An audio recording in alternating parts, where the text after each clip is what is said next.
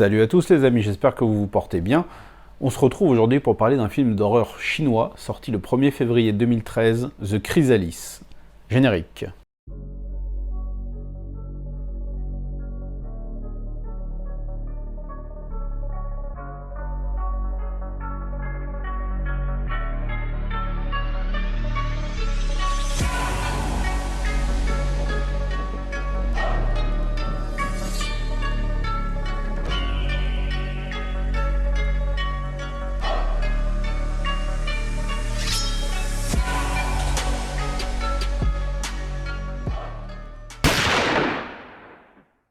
关文新，1984年11月27日；丹尼，1984年1月16号，Stanford EMBA 毕业。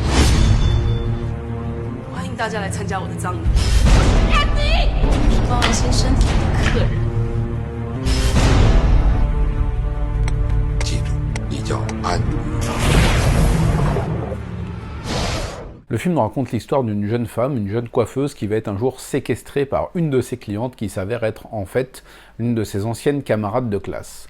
Elle va être séquestrée et torturée, mais va réussir à s'échapper tout en tuant la femme qui l'a kidnappée. Elle se réveille en pleine rue, 3 mois plus tard, sans se rappeler du tout de ce qui vient de se passer, cette ellipse de 3 mois. Elle est complètement livrée à elle-même. Peu de temps après, elle commence à être harcelée par un fantôme.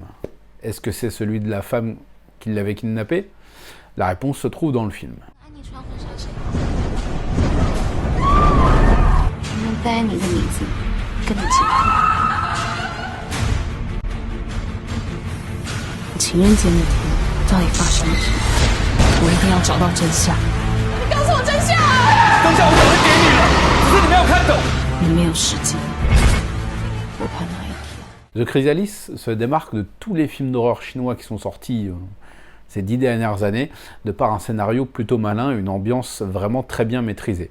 On a l'impression d'être dans un cauchemar constant avec cette héroïne qui est complètement perdue dans le temps, dans les lieux, qui a l'air de se réveiller toutes les 5 minutes d'un cauchemar, ce qui fait que ça perd un petit peu le spectateur qui se demande ce qui est réel et ce qui ne l'est pas. Sandrine Pina, qui joue l'héroïne, offre une très bonne prestation. On s'attache plutôt pas mal à son personnage et on essaie de comprendre ce qui lui arrive, de comprendre quelles sont les personnes qui entrent en contact avec elle au fur et à mesure du film, quels liens ils ont à voir avec elle, quels liens ils auraient peut-être à voir avec sa disparition. C'est une enquête et un scénario que j'ai trouvé plutôt correctement mené. On a pas mal de fausses pistes jusqu'à évidemment des révélations finales que j'ai trouvées plutôt originales, même si au bout d'un moment on commence à avoir une petite idée et ça s'avérera peut-être être la bonne ou pas. 我会彻底消失。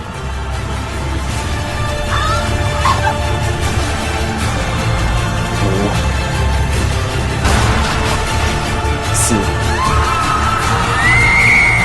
4、3、2、1。关文新走了，永远。 L'atmosphère du film, comme je l'ai dit, est vraiment très bien maîtrisée. On va avoir quelques scènes plutôt anxiogènes, des scènes plutôt, vraiment même plutôt réussies, qui vont soulever encore des questions, qui vont aider le spectateur à maintenir son attention sur l'intrigue, d'autant plus que le film est plutôt soigné techniquement, il y a une belle photographie, c'est très bien réalisé, et on est vite embarqué dans le scénario et dans toutes les questions qu'on a amené à se poser en suivant The Chrysalis. Même s'il n'est pas un film d'horreur mémorable, c'est clairement le haut du panier des productions chinoises de ce style dont on a abreuvé depuis 10 ans. Ça se démarque vraiment du lot de par son histoire, son interprétation, son emballage technique. C'est un film, une curiosité à découvrir qui, je pense, saura vous satisfaire autant que moi, elle m'a satisfait. Si vous avez déjà vu The Chrysalis, je vous invite à me dire dans les commentaires ce que vous en avez pensé. Et on se retrouve très prochainement pour parler de cinéma asiatique, parce que vous savez que ça déchire. Ciao!